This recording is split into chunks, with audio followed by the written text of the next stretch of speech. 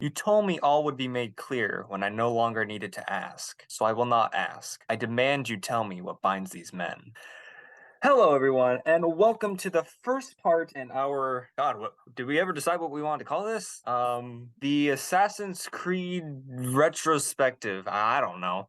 Okay, I But have a better title. all right, what's that? The Assassin's Creed Desmond Story Retrospective. Yeah, because we are, for those uninformed, for those who can't read the title, we are going to be looking at least the three most iconic, three most well known, the three best in our opinion. The first three assassins you play through in the first Five. three, yeah, I was gonna say like three quote unquote Assassin's Creed games. More like five, but Yeah, we'll get to that. We'll get to that. And this first episode of three, we'll be talking about Altaïr, the very first assassin you play through.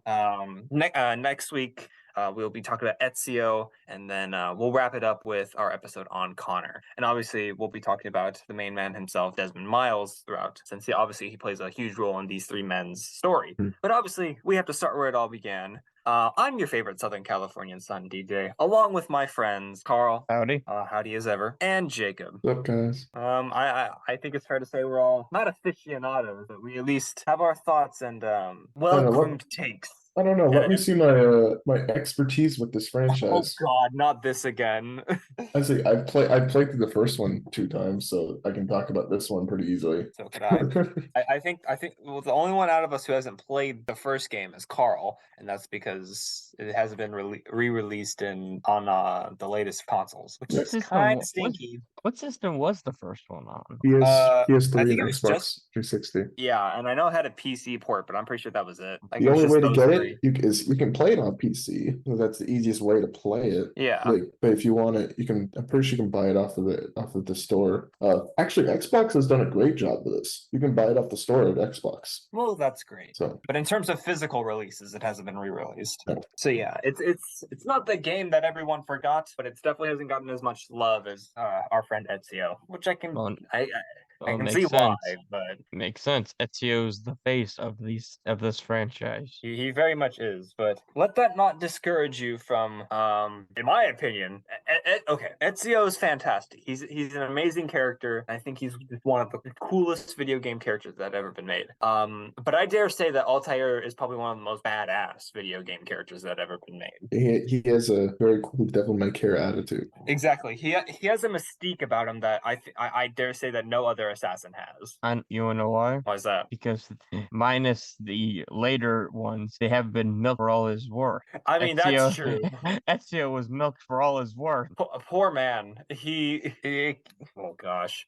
Did you guys ever play the Lineage edition of Assassin's Creed Revelations, or the Gold edition, or the Black Box edition for the PS3? That has Assassin's Creed 1. DJ did. Yeah, I'm just saying, like, there's so many versions of the game now. And Jacob, you cannot talk about Revelations. You have been a very bad boy with that game. Dude, you own it on like freaking. You own like 3 physical copies of that game. Mm-hmm. Bro, Yeah. Why? 3 physical copies, and I think 3 or 4 digital copies. Yeah. No, I own like 2 copies of the game in physical, and then one on digital. And I beat the game like 3 times. This man is a menace.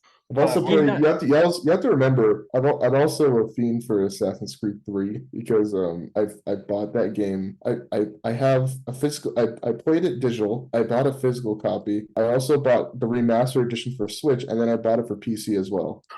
Okay, I know we're not in a minute in. We're not 15 minutes in. So DG, you'll have to censor me for this 1 second. But Jacob, you are a whore for Assassin's Creed content. At least the original 5 game. I mean, I won't deny I'm a huge fan. In his defense, they're great games. Yeah, that's what I'm saying. That doesn't excuse him having like 5 versions of the same game. But I was gonna say that does not excuse. I love Arkham City. I don't own 3 copies of Arkham City. And I also love Arkham City, and I only have 1 copy of it. I just played it like 5 times. Okay, you guys can criticize me all you want, but You'll never break me down. But That was you know, not a I point. We were actually just saw a special version of Assassin's Creed 3 at the swap meet, and I wanted to get it, but then I decided not to. It was Good. also for Good. Finally, you made a good financial decision. I don't know. But I regretted it, dude. as much as I love bagging on you, yeah. Today we only have 3 and I guess a half games to talk about, mostly, sorta. Anyways, we'll be talking about Assassin's Creed 1, Assassin's Creed Bloodlines, Assassin's Creed Altair Chronicles, and at least his involvement in Assassin's Creed Revelations. Mhm. So, and other than obviously multiple guest appearances, which he and Ezio have plenty, I believe that's all the media Altair has been officially in when it comes to Assassin's Creed. I believe he was briefly in one of the comic runs, but that's so minute we don't even need to talk about it. Yeah, it's such a small thing. No point. Besides, his entire life has pretty much been chronicled by this point, so it's about all we really need. So, boys, do we need to mention anything, do anything of the sort before we jump right into the first game? I don't think so. We could just start talking about it. What about you, Carl? nope. I got nothing to say. All right then. So let's jump into Assassin's Creed 1. Where do we start with Assassin's Creed 1? Because obviously we start with Desmond Miles, who in this universe is the descendant of Ezio, Altair, Connor, and I believe that's about it. I mean Edward too, but that whole dealio, right? Wait, no, he's not. He's not. You know why? Why? Because you're in 4, you're just a random office worker for Abstergo. So you're not actually an That's true, ancestor. but he is related to Desmond, isn't he? I guess by proxy, is he related to Desmond? Because Edward is Hatham's father, right? Yeah. And Hatham is the dad of Connor. I guess it would Which- make sense. Yeah. Obviously, I know what you're saying. You don't play as Desmond in Black Flag, but I guess, like you said, by proxy, he is related. And in this universe, we should probably explain who Abstergo is. Oh, and big flashing warning: there's going to be spoilers for everything. I mean, this game is 15 years old, so hopefully you've played it by now. But in this universe, there's pretty much evil Walmart known as Abstergo, which are run by. I mean, You're not yeah. wrong. They're pretty evil. Evil Walmart. But in this universe, Abstergo is run by the Templars, who want to rule and control the world. They have one force running against them, and that's the Assassins, who exist pretty much throughout most of history. Their conflict has been going on for thousands of years. And so we cut to the modern day, which I believe this is 2008.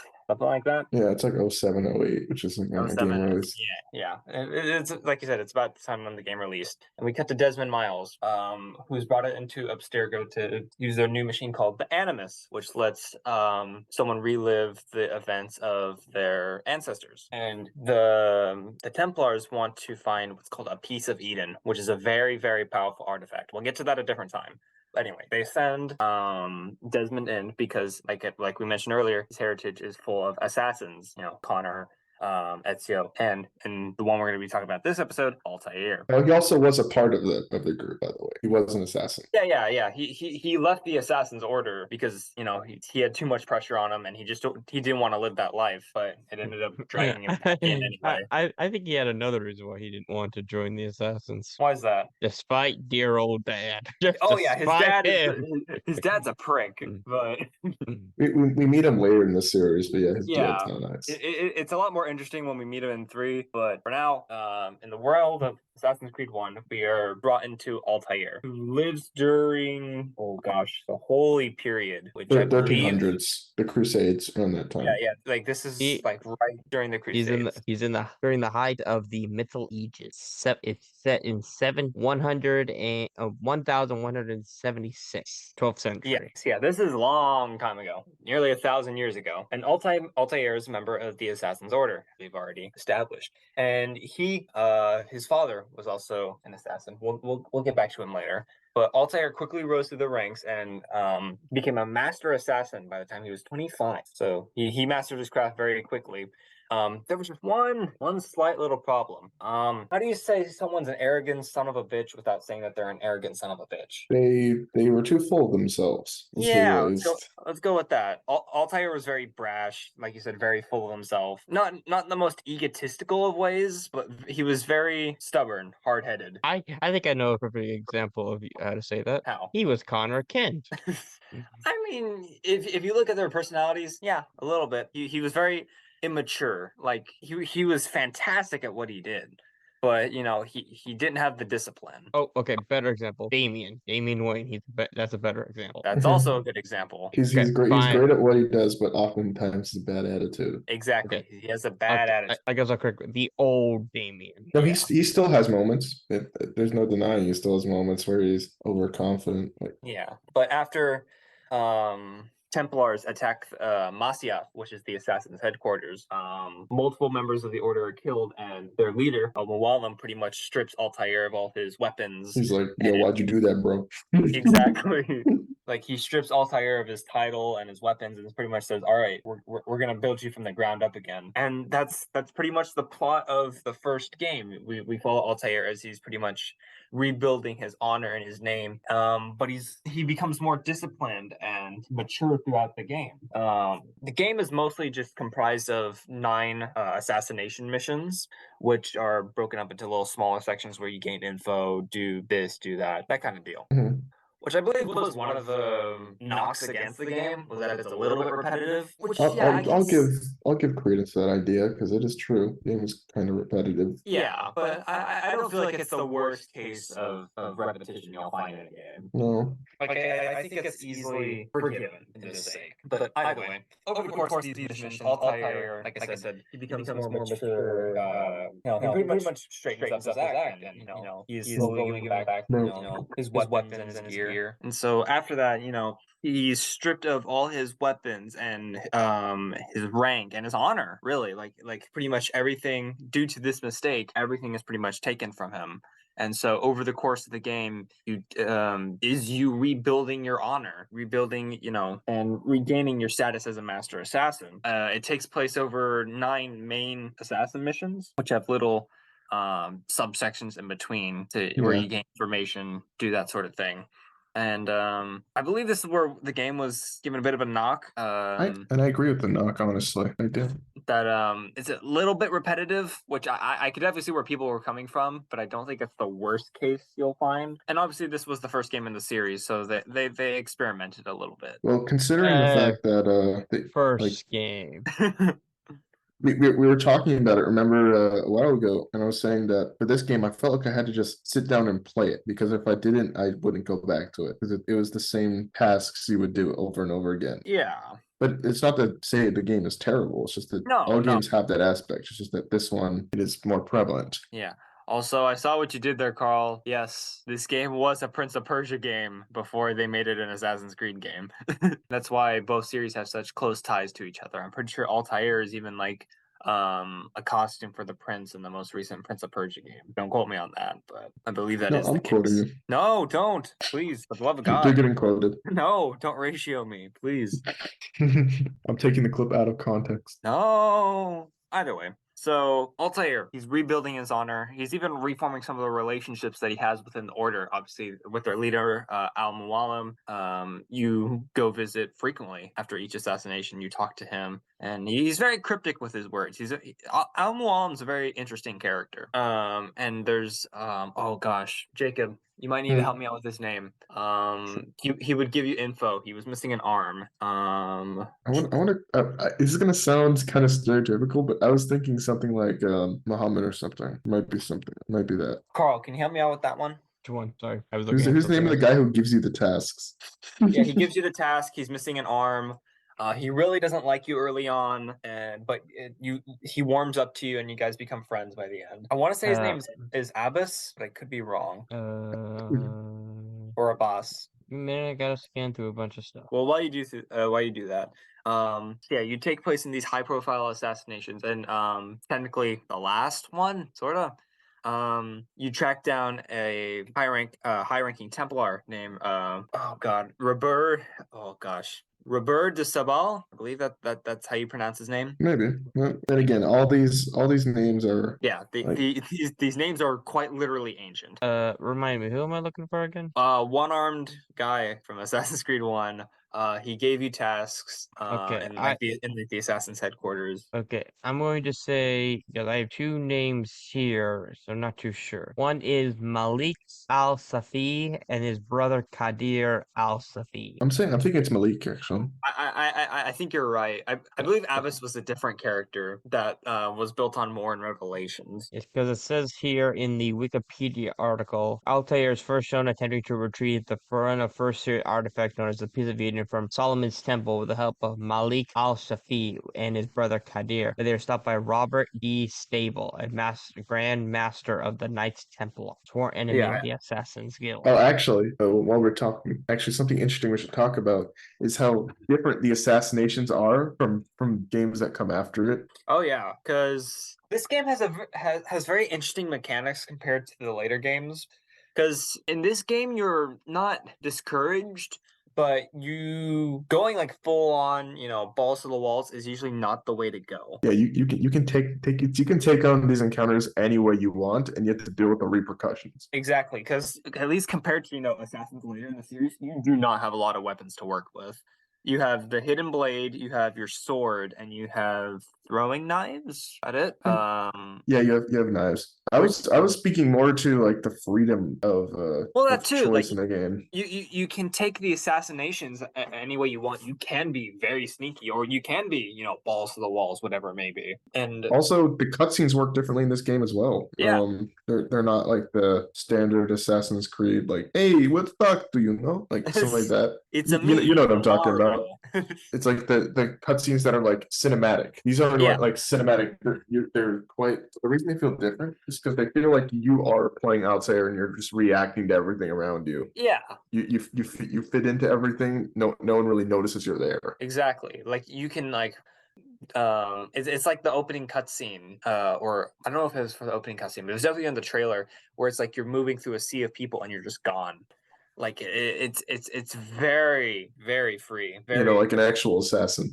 Exactly. Like I dare say that this is the game where you feel most like an assassin. I don't know if other games can, attest to that, but this one at least, like a pure blood assassin. Yeah, because Altair doesn't talk very much either. No, he doesn't. Like he talks. Obviously, during cutscenes, he talks to Al-Mualim, he talks to Malik, and obviously he talks to, the people he assassinates.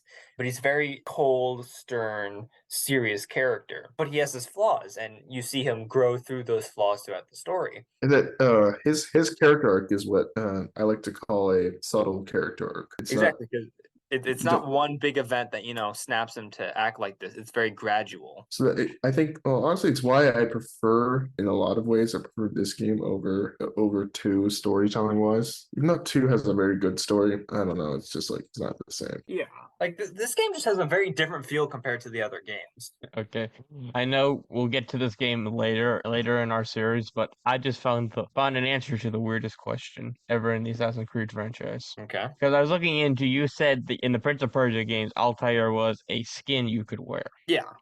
You also have some weirder skins references. I know there's the Metal Gear one, and there's also like the Leap of Faith in like one of the Metal Gear games where you can find a dead assassin in the hay bale. He was a playable character in Academy of Champions Soccer in the game Metal Gear Solid 4: The Guns of Patriots. Wait. What? Soccer? That's what it says.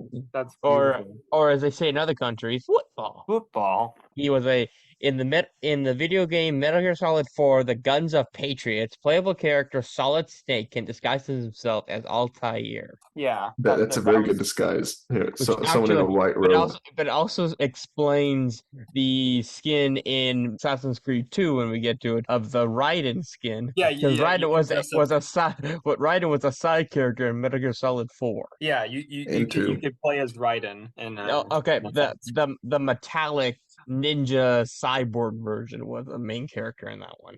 He was in a Prince of Persia. His outfit appearance was made in the Raven Rabbids 2. I remember that one because Ubisoft.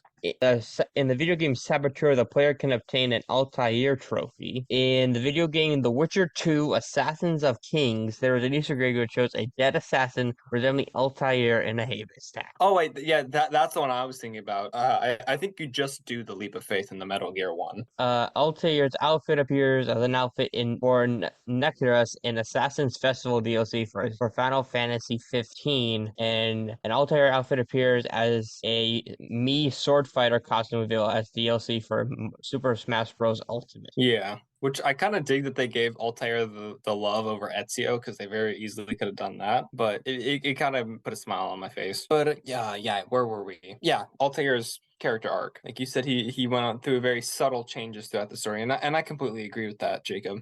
And anyway, and by the 9th assassination, he goes to assassinate Roberta Sabal. But it turns out to be a woman in disguise named Maria Thorpe, which gives us one of the most funny out of context quotes in Assassin's Creed. Where he's like, "Woman." Nani?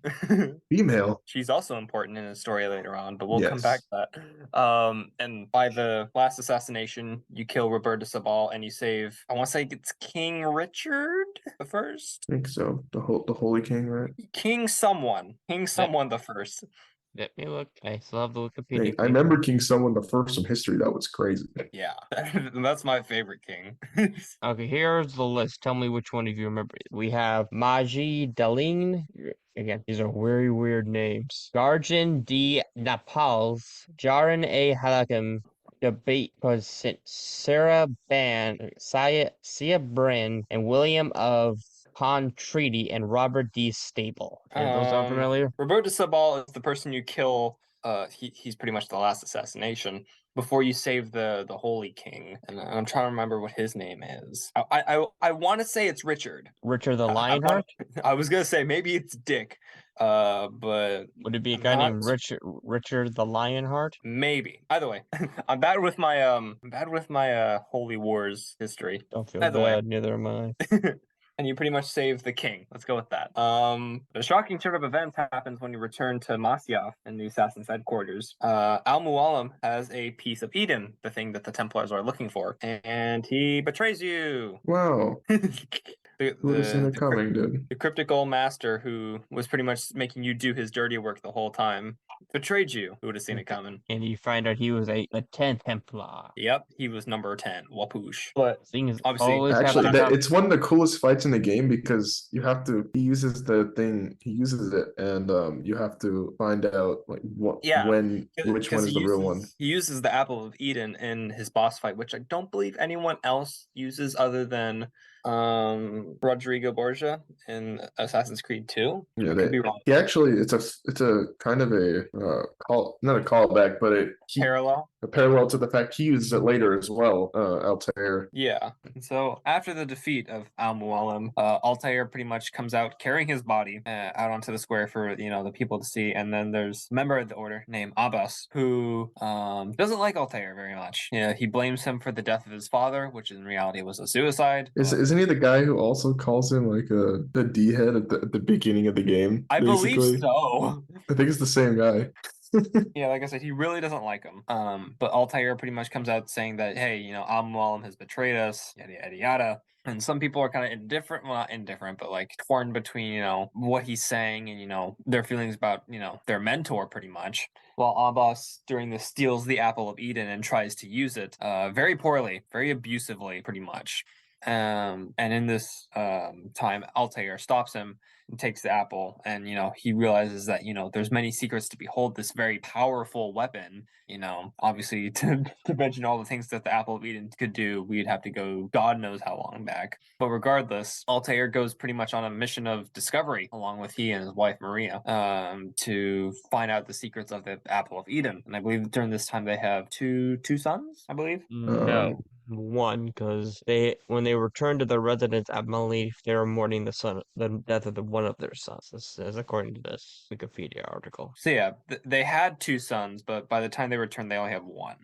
Yeah, and that pretty much is where we pick off. Obviously, during this time, this is when the events of Bloodlines takes place, but we'll get into that later. So Altair returns, and obviously one of his sons just died, which is obviously a very traumatic event. And he turns out that pretty much the Assassin Order has been ripped from him because a council is formed by Abbas that no longer has faith in him. And so Abbas himself tries to goad him into attacking, and this is where a series of events unfold. And Maria, Altair's wife, is killed. And obviously, Altair is very furious about this because pretty much Maria was the person who kept him whole, like who rounded him out pretty much. And then after this, pretty much all of Masyaf turns on Altair, so he and his son have to go, and they go into exile. Like they are banished. They have to leave. However, during this time of Abbas's rule, he wasn't very good at it.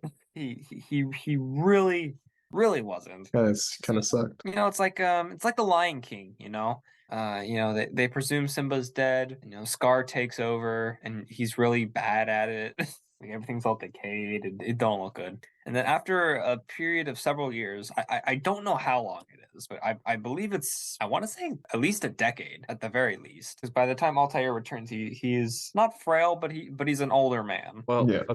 According to the article, he left around the time of 1228, and he didn't return, according to this, till 1247. So yeah, spent a lot of almost time. 20 years. Yeah, he spent several years realigning himself and studying the apple. Yeah, which which he was able to escape with, I believe.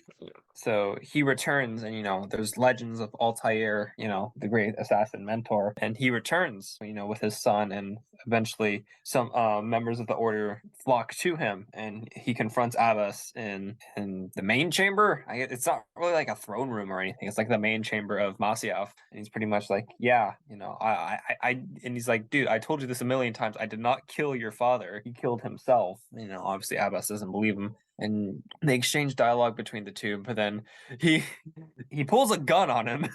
Not like a proper gun, but it's what would become the hidden gun in Assassin's Creed 2. At least a very, very early version of it, which, considering Altair's travels, it's very possible by this point in time. Like, it's like gunpowder exists in China, I believe, and Altair was said to have meant to go many places. I think it's also implied to be Isu technology, but I could be wrong on that part. Yeah, they talk a lot. Yeah. But he kills Abbas. He shoots him, and then he regains control over the Assassin's Order, Okay, which pretty much go ahead. According to this, the weapon was initially the hidden gun was initially invented by assassin Altair through the knowledge gained from the Apple of Eden. So it is Isu tech. Yes. From there, after discovering the design schematics for the hidden gun in one of Altair's codex pages, Leonardo da Vinci managed to manufacture the weapon for use for Ezio Auditore della Frenzy. Yeah, that's what Ezio gets it in Assassin's Creed 2. Yeah, it's pretty good weapon. It's pretty sick. There's the mission in there where you have to time it to the sound of the fireworks. Really cool. That was one of the best. The mission might have been a slog sometimes, but that part was awesome. Yeah. But either way, we're here to talk about Altair. So Altair pretty much regains control of the order, and despite everything that has happened to him, he's pretty much regained his rightful place. He spends pretty much the rest of his life dedicated to studying the apple, its secrets. He builds a library underneath Masyaf, which you visit at the end of Assassin's Creed Revelations. It really becomes full circle. Yeah, and I wish we could put in when we talk about Ezio, I wish we could put in the scene from Revelations where the ending scene, pretty much. But Ezio puts a lot of respect to his name. Yeah, like Altair, I believe by this point he's 92. He's an old fart. And he even meets freaking Niccolo Polo, who's the father of Marco Polo, like to show like all the places that he has been and all that kind of stuff. It's mind blowing, pretty much. And Altair goes into the library, says goodbye to his son, and pretty much goes into that library, sits on the chair, and passes away. Beautiful ending. Yeah. Actually, you forgot about how cool it was. He before that, because they're getting attacked. Yeah, he fends off the invaders with the Apple of Eden, and you play through that mission, which is very, very cool. I believe the only other time you actually get to use the apple is in Brotherhood, at the end of Brotherhood. Yeah, I was like that from it was always so cool. Yeah, because after he meets with Niccolo Polo, the Masyaf is attacked by Mongols, and he uses the Apple of Eden to fend them off. You get to finally see what all this studying and all this training and everything that had led up to that point, come to fruition. He is pretty much mastered the Apple of Eden, and he holds it as he passes away. He sits in that chair and he's holding the Apple of Eden. So very emotional moment when you're playing through the games and you see it. Especially that's why I always suggest people start from the first one. Exactly, because Revelations will still hold a very strong emotional beat, when you played through the like Assassin's Creed 2 and Brotherhood, but it hits so much harder if you played the first one. It would feel incomplete if you had not played that first one. So you say I have an incomplete experience. Okay, you're different, Carl. You've heard it probably 1,000 times from us by this point. How old do you think he was when he died? I actually have the age in front of me. It was 92, I believe. Yep, 92. Like I said, he was an old fart. And he passed away peacefully. Yeah, like he sat on that chair and he just sort of faded away. Not in like the Master Yoda sense, but And obviously, skipping forward a few hundred years, Ezio would later find his corpse after pretty much learning all his teachings and finding his library. But obviously, we'll talk about that when we get to the Ezio video. But before we get to like the proper discussion about Altair as a character, let's talk about start with Chronicles, because that takes place right before the first game. Would one of you, Jacob, have you played Chronicles? Yeah, I've played Chronicles China. Did you play the Altair Chronicles? No, I didn't. That was one of them I didn't play. Gotcha. And I assume you didn't, Carl. Nope. I would be very surprised if you did. But can you get us some information on that? Yeah, give me a minute to pull up. No problemo. Actually, that's Bloodlines. I need Chronicles. Chronicles, come here, please. Yeah, Bloodlines, Chronicles takes place before. Bloodlines takes place in between some of the sequences in Revelations, because it takes place after the fall of Al-Mualim, but before Altair's return. Yeah, let me get to that. Because I believe it literally documents his time in Mongolia. Yep, that is a small chapter in this Wikipedia page. Yeah. So a computer, you need to work faster, please. Forgive me. It's a little slow down by all the tabs I need to have open for this episode. And that's fine. So according to this, it is set in the year not 1990. That's really recent. In 1190, during the War of the Third Crusade to reclaim the Holy Lands.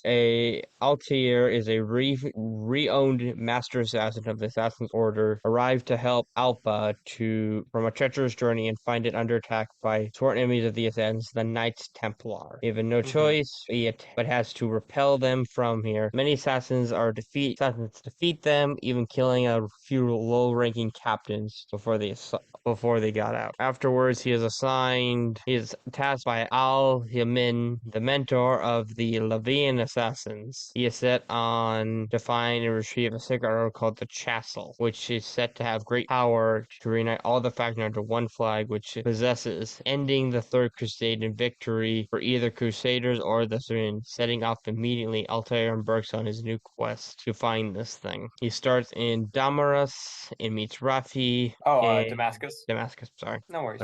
I'm blitzing through this quickly, trying to get more key points. After that, he meets a dancer named Fajra, and though she's unwilling to help him at first, she is later convinced. After fighting a brute named Bard, she evinces to help him. Then he goes off. After arriving at Tyr, Altair's first sought Hamid, the Ravi of the city, from whom he learns the Roland Temple. Then Altair travels to Jerusalem to speak with Carter, a local assassin agent in the region, to learn about the Templar leader in that region, and kills him by going to a party. He goes to a party. That's how he kills him. Now, does he make up his own bard songs during this party? It says the king of Jerusalem was going to throw a party somewhere soon that day. In order to get close to Basilim, Altair decides to investigate for the location, so he could sneak inside. After Altair overhears some noblemen conversations, they question Alrim, a guest of the party, and finds out where it was due to the beginning. Infiltrating the celebration with help of one of Kadir's men, two of them encounter Lord Baskin for the first time, and after a brief battle with him, Altair obtains the key, but has no time to kill the Templar master before he retires. Oh, he didn't get to kill him. He only got a key from it. Dang. Oopsie. Sorry. I'm just reading headlines going quickly, trying to get through the most of this. No worries. After that, after his confrontation with Lord Baskin, a group of Templars attack an assassin shopkeeper, steal a map or a desert where the Chancellor is supposedly located. Altair chases them, climbs to the top of the tower while facing heavy resistance from catapults, archers, and mindless men known as the Brute, whom Altair faced off against in a courtyard. And Altair encounters the Master, an assassin-like figure whom actually is a high-ranking Templar. Having no choice, Altair fights his way through the tower, almost like a Mortal Kombat tower, if you think something about it. That makes me realize how cool an Assassin's Creed character would be in a Mortal Kombat game. Dude, imagine a character like Altair in there who canonically never got hit. After leaving Aesir and arriving in Jerusalem, Altair safely rescues the Chalice from the group of Templars, identifying the Chalice as Alda, a woman whom he knew in his past. Altair learns from her that the Templars are paid off Hashin, the second in command of the assassins. After commuting a plan to attack the assassin fortress, kill Hashin before running away to Ada. Things didn't go as Altair had hoped. After Altair made his way through Hassan's assassin's guards and kill him, Ada was kidnapped by Basklin and taken to the Templar port in Tyre. Tracking her down, Altair fought through the assassins, killed Basin, and one final confrontation. However, Ada somehow nowhere to be found. He was disheartened to learn that she was on a different ship which escaped from Altair before he could catch it. Swimming to shore, seeing the Templar ship far into the distance, he yelled out a promise of "I will find you" out into the sky as the vessel furthered off. That is the end. Alrighty, now, I know that was a lot of talking, Well, I got a lot of reading. but Okay. we also got to talk about Bloodlines. Okay, switching tabs again. No worries. But yeah, a lot of stuff happened there. All a prequel to the first game. Yeah. Let us know if you've actually played Altair Chronicles. It'd be fun to hear. Okay.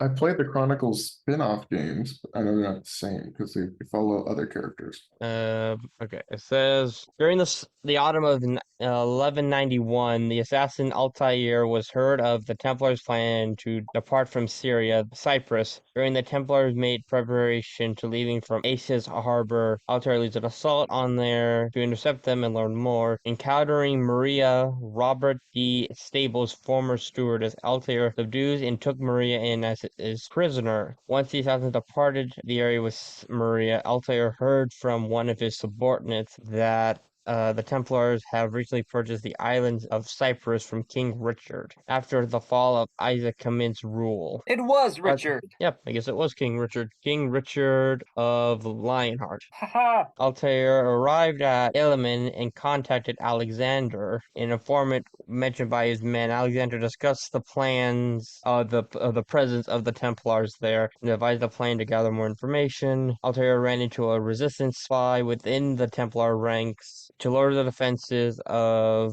Templar-controlled Lism's castle in order to infiltrate the castle. Altair entered the castle and encountered Frederick, though he gained no information after his target's death, leading to the letting out of the structure. Altair saw their safe house of resistance. Fleeing there, Altair watched over an announcement being made by Armand Bashed, the current Grand Master of that Templar order, regarding of Frederick's death. Armand threatened to heighten the grip of the government within the city if they refused to cooperate in search of the murderer. Just then, Maria arrived, placed to butchered for safety. After regrouping by the city's harbor, Alexander helped Altair charter a boat from the city of Canaan, which was where Borat had fled. Once Altair had arrived at the city of Credit, he encountered the resistance member Marcios, whom helped stop Maria's escape attempt. Altair helped her take care of Mars while searching for resistant leader Alexander had mentioned. Intercepting Jonah, Altair learned more about his targets before his death. That Templar figure Mochlin had placed a price on both his and Maria's head. After rescuing her and Mercy from the harnesses, Altair instructed them to make their way to the Resistance safe house. After this, he returned to the safe house and reported to Bassam. Altair then explained more of the resistance were making their way to the safe house and should explain the situation to them. Yada yada yada. I'm trying to figure out what's important and what's not bloody important. I mean, fair. Go ahead. I was gonna say, a lot of people don't really talk about bloodlines, and I kind of forgot it existed. Obviously, I had to delete something. Yeah, considering the fact that most people, including myself, probably forgot it existed. I'm glad we're having this here. Okay, I'll use this one. Unable to chase the agent, Altair returned to the safe house, though he only found a note from Alexander instructing him to meet at the castle courtyard. Doing so caused he saw Alexander's court, which greeted by a Templar agent. The agent was able to turn the whole town against Altair as mob made their way into the courtyard, ready to driven out. With this, the assassin was forced to utilize the Apple of Eden to drive the citizens away without casualty. After this, the agent asked for the apple, thought he had did, and was stabbed by Maria from behind. I think this is the assassin's father, I think. I'm not too sure. After he finished, after arriving to the site of Borchet knocking Maria out, Borchet mentioned their true plans and intention. Their archive had existed under Thompson's rule. Because of this, his defeat by King Richard, the archive was compromised. To prevent this, the Templars were forced to buy the island due to Altair's meddling, also forced to liberate the artifact out of it. After he had finished, Bardet engaged in combat with Altair, but was ultimately defeated, and after helping save Maria, Altair escaped the crumbling structure with Maria, and the two of them made their way out before it was destroyed. From there, Altair and Maria discussed their future intentions by Amazon's harbor, while Maria started with her interest for sailing east for India. Altair pondered over his journey and understanding of the creed. Afterwards, he said that he would head eastward, and the two left the harbor together. And that's how they became married, I guess. That's how they started freaking in PG-13 terms. I don't think that's the most important part. I think the most important part was we can all agree is that they found a connection with each other that exactly was circumstantial, really. Because I mean, like I said, they actually very nicely complemented each other, and it very clearly shows that, especially later in life, they really did love each other, and that's not something Altair had a lot of in his life when you really think about it. Like, his parents are non-existent. Al-Mualim betrayed him. A lot of people in the Assassin's Order hated him, both when he was a master and as a mentor. And even then, his friends, like his one friend, Malik, didn't like him that much in the beginning. So obviously, Altair having a really meaningful relationship, is something that, like I said, was rare for him, but that just made that all the more special, especially considering how well they complemented each other. Yeah. So with that out of the way, let's talk about just Altair in general to help round out the end of this episode. Yeah, I think Altair sees a lot of development. Yeah, and you can see him from a brash young man to a wiser older man later in the series. And it doesn't feel like two different characters either. Like, it feels like it's a natural growth and a natural evolution of the character, which I feel like is something that I feel like goes very underrated when it comes to the arcs of certain characters. Because obviously it's very easy for a character to make a change in their personality or their ideals or their morals, but in this case it still feels like you're seeing the same person. Because I think anyone who's played it can agree and seen his personality. He doesn't take well to people telling him what to do. Exactly. He often likes going against the grain. Yeah. He likes doing what he likes to do. It says here on this page, I keep using Wikipedia just because they have a lot of information. It says here he was a cold, objective man, Altair completely devoted to himself, to whatever course he chose to pursue. He was a proud nature and often impulsive, demanding, arrogant, and impulsive. But after his failure at Solomon's Temple, and after some time, he became a calmer, wiser, more focused man, although he still occasionally let his anger get the better of him. Yeah, and obviously we see that when Maria is killed, his anger nearly, fully takes him over there in that second. Yeah. He's definitely one of the, I guess, more aggressive assassins in that aspect. Oh no, Connor's pretty aggressive. I mean, yeah, Connor's raw. Like, good. Connor's the type of guy to throw you up against the wall. I mean, his personality, at least compared to his father's, was pretty tame, but we're not here to talk about Connor. We're here talking about Yeah, Altaïr. his anger was very much, not to tangent on Connor for just a second, but his anger was very much justified. I mean, yeah, considering everything that happened. I mean, when you look at a lot of the Assassin's Creed characters, considering everything they've been through, a lot of their more vengeful sides are barely justified. Yeah, 'Cause, I mean, and look then at you have Edward who just doesn't even care. he's after that booty in the He pirate just ship. he's just there for just for the money. Exactly. Like I said, he's there for the booty, the pirate booty. But yeah, I really do like the evolution of Altair's character, and like I said, I will say that he is only rivaled by Ezio in terms of pure character growth, which I Yeah. feel like Ezio had the leisure of us literally seeing him from his birth to his death. Yeah. Like pretty much every detail of Ezio's life was filled from beginning to end. Which is a detriment and a good thing. Yeah, Because we got to understand the character more. But the thing is, probably the most well understood character. Well, Altair is also definitely up there, but I mentioned this earlier. It's probably one of my favorite aspects about him is his mystique as an assassin. Because when even in universe, he's treated like the one who changed the way assassins were represented and looked at. Because obviously he's revered as a amazing mentor and a expert assassin. I mean, literally, in the lore, he has never been hit, which I think is just an absolutely crazy, feat of skill on his part that I feel like gives a lot of not mysticism, but it gives a certain air about this guy, because like whenever you get hit in the game, you're not losing health, you're losing synchronization points. it's like Chuck Norris. It's like the Chuck Norris movie. It's like it's not him getting hit. You're the one getting hit. Exactly.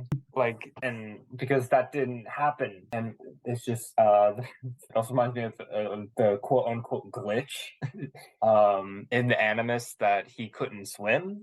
That was rectified in later games. But yeah, like in lore, this guy has never been hit. He's never been defeated in battle. Like his big loss came at his own expense, yes, but it wasn't. It was a fact. It was his arrogance. It wasn't even him, bro. It wasn't even like the guys hitting him. It was his fault for like, getting in trouble. Exactly, and he's definitely a character when you look back on it. It's like, man, this is the guy. Obviously Ezio is the face of the series, and he's also regarded as an amazing mentor and assassin. Altair is kind of Altair is who Ezio looked up to. Like that kind of just shows you where the dynamic of it lies. Like this man, pretty much changed the assassin order forever. Yeah. Know what I just noticed? One difference between a lot of difference between Ezio and Altair is I know what he didn't get a lot of. Bitches. He didn't get lots of kisses, which you can go get at DJ's house. No, we're not moving from cookies to pies to kisses. Carl, shut up. No. I mean, if anyone really wants a candy, I have like an abundance of Skittles here. So if you want some of those, I guess come over. Yep, go get some kisses. Take that as your my embracing of the joke then, Carl. Do you feel justified? No, I'm still gonna do it. Just because you embrace it does not mean I'm gonna stop. Piss off. No thanks. But yeah, Jacob, do you have any thoughts you want to bring to Altair? I always liked him. Whenever I look back at those old games, I realized how well written he was, even though he wasn't extremely prominent and like he only had like one in quarter game. We're talking about like main series here, like one in a quarter game. You don't even need those to enjoy the story. Yeah, you don't even need the side games. You can kind of just follow that. But I really enjoy it. I mean, I can't complain because we got some good Assassin's Creed content. Yeah, Carl, I know you haven't played Assassin's Creed 1, but how do you feel about Altair? He's a fun skin. I guess that's what he'd be.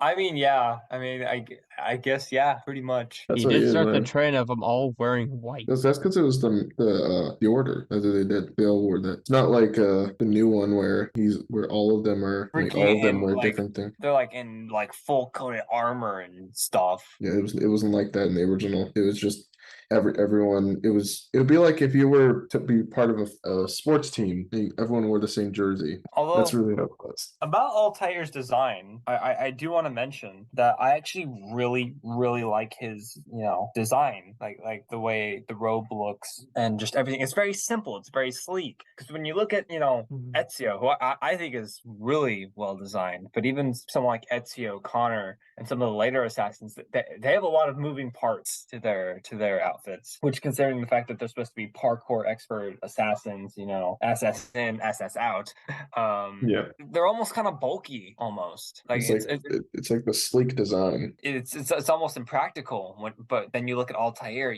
like I said, it's very sleek. It's very practical. It makes sense. And I actually didn't realize until they even mentioned it in Assassin's Creed 2 that he is missing his finger for the. And they put that because in actually the mechanical reason why is because they did not want like they required full because dedication allegiance to the order of dedication, which is it's a great detail because you don't really see that in you don't even notice usually, but it was something the developers put in because they were the thing about this game is I believe wholeheartedly that the company as messed up as it is now, the company had good intentions when they made this game. Like they had a lot of passion. I believe so too. They built this game and then they built the entire Assassin's Creed lore and world around it. Like this is where it started. And unless we have anything else to say, I believe that ends the beginning of our first episode into the